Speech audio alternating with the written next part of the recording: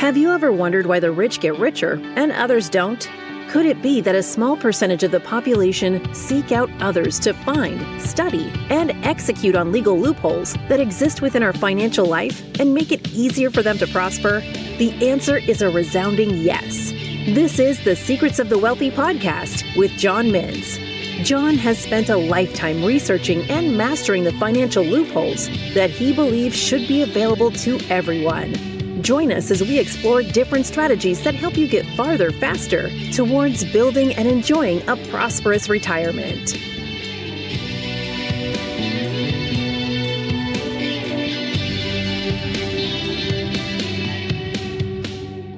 Hello and welcome to the Secrets of the Wealthy with John Mintz. John, what is going on with you?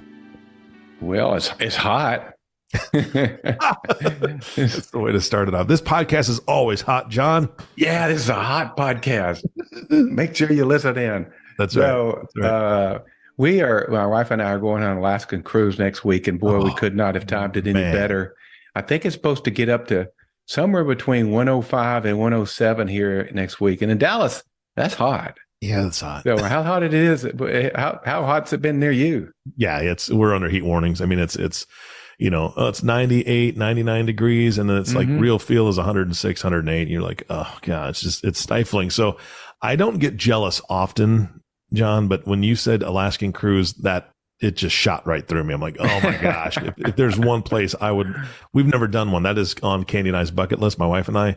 An Alaskan cruise. We don't want to do a whole lot of other cruises. Like, we're not going to do Caribbean cruises because we want to be on the beach.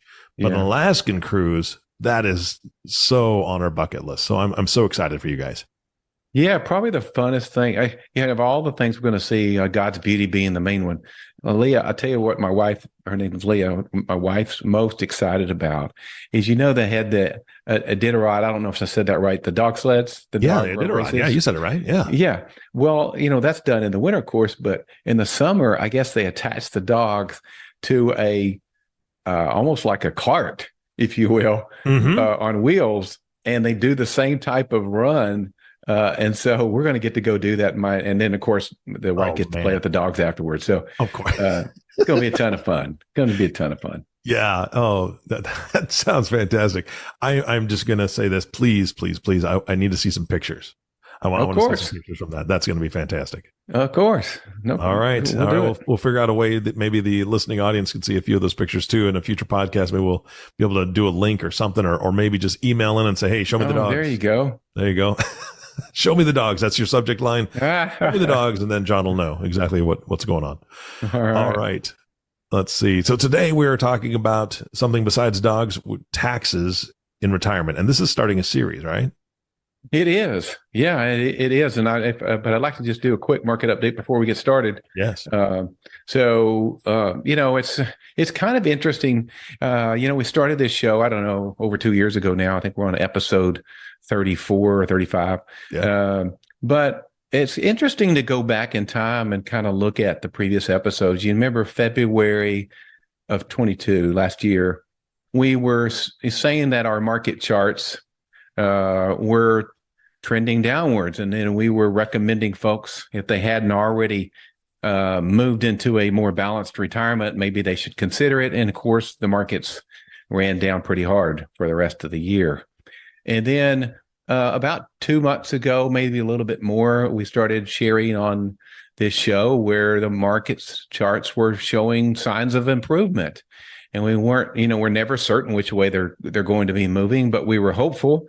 And they have. Once again, we have been good to our listeners and pointed in the right direction. So the markets have been moving forward. It's still got a little ways to go to get to where, what we gave up. The S&P 500 is up a little over 18% for the year and about the year to date, and a little over 16% over the past year. So we've got a little ways to go to get back where we're going. But what's really odd, Eric, is there's so many things still pointing against it, but you can't really fight the charts in a lot of ways. But man, gas prices are still climbing. I mean, we've climbed here locally. We've gone from $2.99 a gallon to $3.50 a gallon in about a week and a half. And it's just so crazy. Home prices are still going up. Utilities are still going up.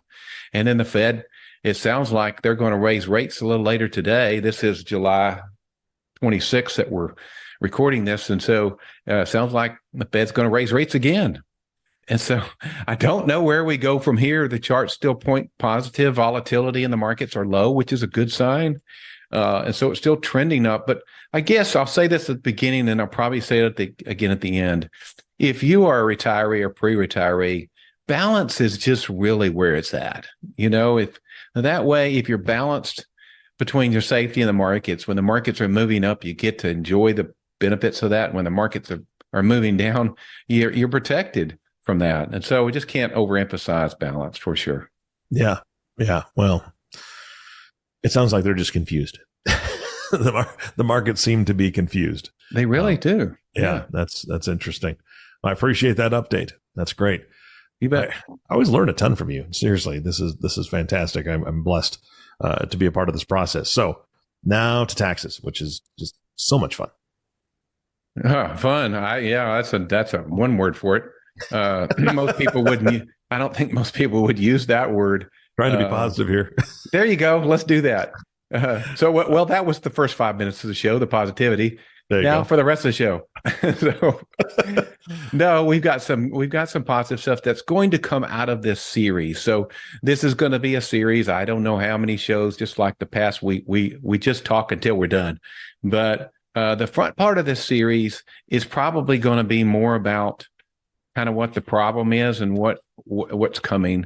The second part of the series, whether that's series is 3 episodes, 4 episodes, I don't know what it'll wind up being, is going to be more about solutions and that sort of thing. So if you start this series with us, just make sure you finish it with us because you've got something to look forward to. But let me ask you, Eric, have you ever had bad tax advice at some point in your lifetime? Yes. Okay. I think most of us had, and I think the main reason is because they don't understand the tax code.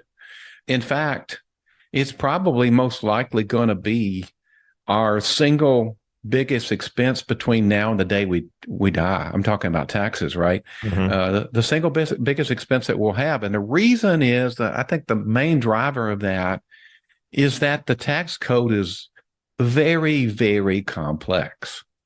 And so I want to go back in time a little bit for folks that don't know this and give a little history lesson here. I know sometimes people hear history and they just kind of want to turn off, right? Turn down. Okay, let's turn down the volume. He's going to talk history because it's boring. But, history is important that we learn from it. But income taxes began in the year 1913. So for 140 plus years prior to 1913, no taxes, right? No income taxes. So 1913 taxes began, and then we were off to the races. So listen to this. If I do this in a class sometime and I hold up the tax form for 1913, it's one page. That's it. It's one page. That's it. But here's what's more interesting. The tax code instructions was 4 pages long. Wow. All right. So take a guess how many pages are in today's tax code? 730. You're close. 83,000 pages. I wasn't close. I wasn't even in the parking lot of the ballpark. I wasn't even. Wait, get a little bit. 4.4 million words. God dang. So how can even a CPA keep up with that? And not to mention how frequently it's changing. In fact, here's an example of how it can change. So in 2019, there was the Secure Act. A lot of people don't know what that did. It did a lot of different things, but it was a 275-page discernment. Okay, this is 275 pages in addition to the 83,000 we already have, right? And since 2019, they've had not 1, not 2, but 3 addendums, and they're still not done with it. So, I mean, the individuals that are having to take RMDs are still having to figure out, from inherited accounts, they're still trying to figure out where they should or should not take their RMDs just because the tax code isn't clear on it. So, but what people really need to know is this: it's going to go down as the single biggest tax distribution change, if you will, in our country's history. And there's a couple of different reasons for that. One of those is, it got rid of what's called the stretch IRA. And I'm not going to get into that today, maybe on one of the other episodes. But basically, it changed how we could pass money down, taxable accounts down from one generation to the next. Not for the better, by the way. And like I said, that's going to significantly change wealth over time. But the second one, which is the one I want to talk about today, is how it changed the RMDs.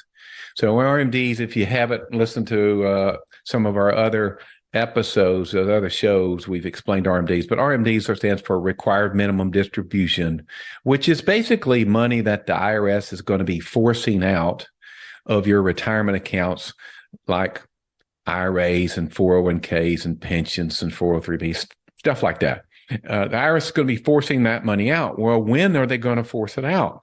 Well, it was 70 and a half, but the Secure Act changed that. And it since now has moved it initially back to 72.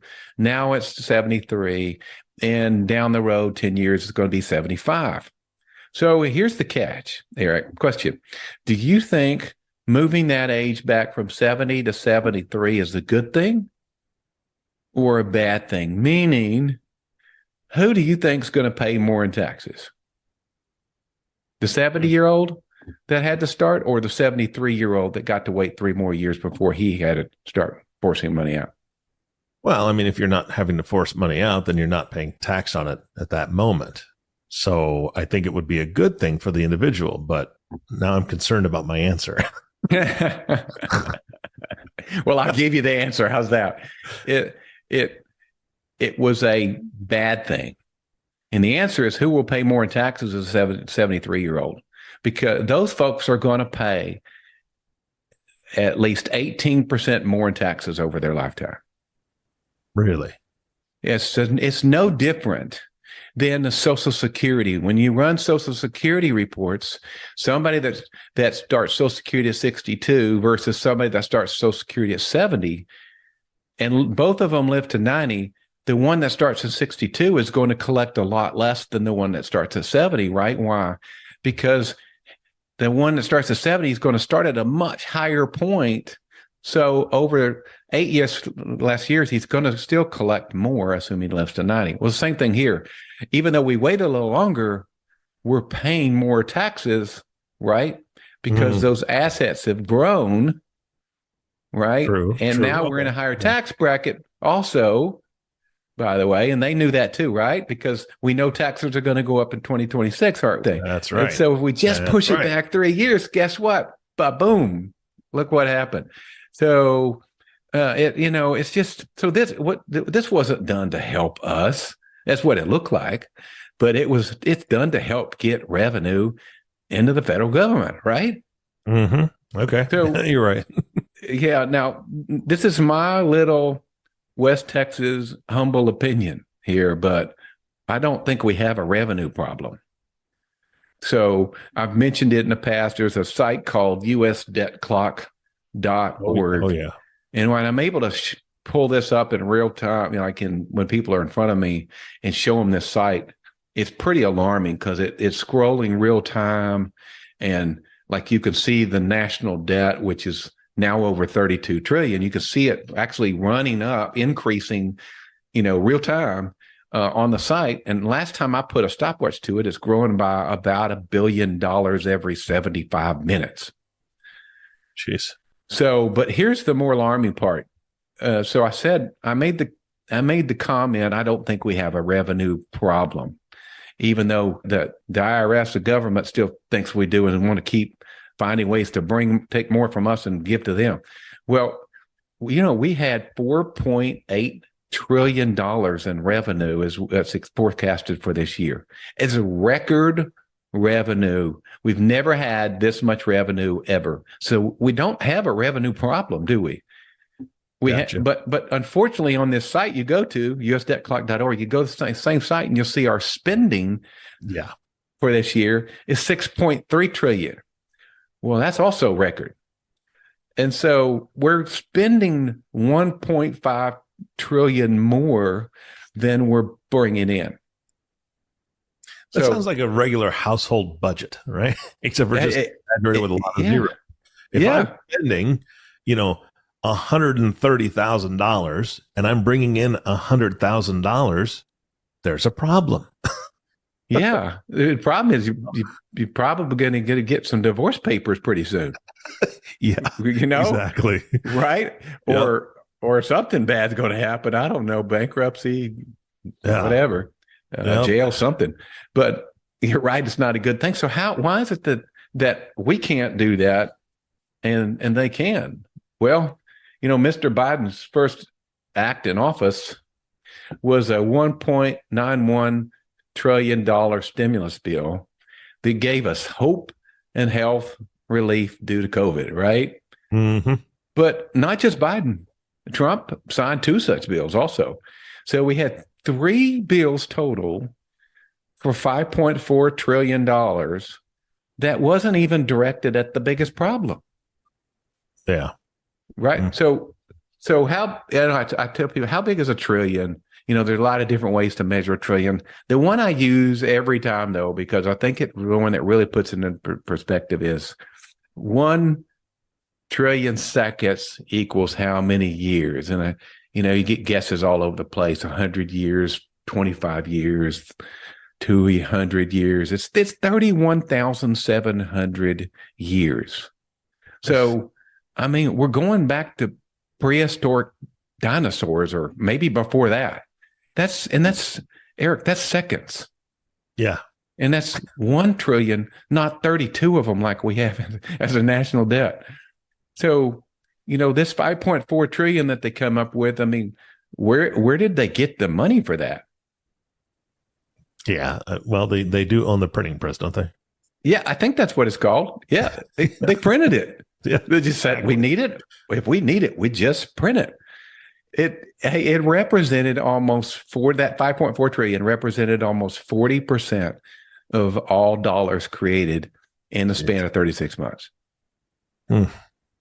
So here's how I'd like to kind of close this thing out today, and then we'll go into the part 2 of this next time, which will hopefully get into some of the solutions. But how many changes? And this is just a thought-provoking question I want people in the show to take with them. How many changes to our tax code do we have to stomach? Do we have to witness before people wake up and understand that we've got to get proactive and get a tax plan? The word plan, right? That's just it. I know there's a lot of people working on this stuff, and I get it. But it's hard to not think that they're not thinking of us or the quote unquote little guy, because a lot of the politicians are very wealthy, and it just makes me wonder: are they truly thinking of our kids, our grandkids, the future when they do these things? So I try not to be pessimistic, man. I don't know if you have advice for me on how not to be pessimistic. Well, there's the answer. I don't know. I know you a lot. I don't think I would consider you a pessimist, but I do think it certainly is discouraging to know that the things that are being done are not in our long-term best interest, meaning our kids and grandkids. Yep. And that's just, it's reality. And so I think those of us that are kingdom followers, like you and I are, we have to make sure that we stop and put our worth there first. Absolutely. And then secondly, we need to make sure that we do everything possible within the legal confines to make sure that the money stays in the best places possible. And I'll let you fill in the blank after that. But, that's what I'm doing. That's what I encourage the people that God has given me the responsibility of working with to do. And that's what we're going to just keep on doing. Yeah. Well, and again, I think there's a lot of folks that would be very quick to blame corporations and wealthy people for quote unquote not paying their fair share, blah, blah, blah. This narrative has been preached by certain people in the media, certain political sides for a long time. We have to get them to pay their fair share. They're going to the tax code. They're going and playing by the rules. Most of them are playing by the rules of what's in the code. They're just using the knowledge that they have or the people they hire to use the knowledge that they have to play the game within the rules. And that, I mean, and we should all be able to do that. And that's one of the things that I think that you're encouraging right now. So John, if folks want to learn more about those rules and how you help your clients and how, you point them to folks that can help them out, please give them your contact information, because I don't think there's anything more frustrating than sitting down at the table, the dining room table with your family, pulling out a board game, not knowing the rules, and then trying to figure something out just on the fly. And that's what it feels like sometimes. You're like, I got to do my taxes, or I've got to, get this stuff done, or I've got a small business or whatever. There's so many things I just don't know. And that's the frustration, I think. So please give me your contact info so they can have this conversation with you, not me. Yeah, I'd love to. And I just want to close by just saying, I just want to repeat the way I started the show, which is, all these things, a lot of these things can be prevented by A, getting a solid plan together, and then B, just having balance as it relates to retirement. But if you want to know more how to find balance and how to get a tax plan together, you can reach us in a couple different ways. Go directly to our website, which is biltmore, BILTMORE -financial.com, or you can call us direct and we answer it. We actually do answer our phones at 817-225-6260. All right. Perfect. Thank you, Senor. This has been great. Likewise. All right. We'll talk to you soon. And of course, our last thank you goes to you, listening audience. Thank you so much for tuning in and listening to the Secrets of the Wealthy podcast with John Mintz.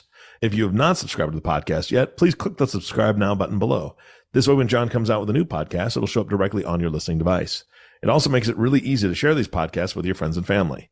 Again, thank you so much for listening today. For everyone at the Secrets of the Wealthy, this is Eric Johnson reminding you to live your best day every day. And we'll see you next time.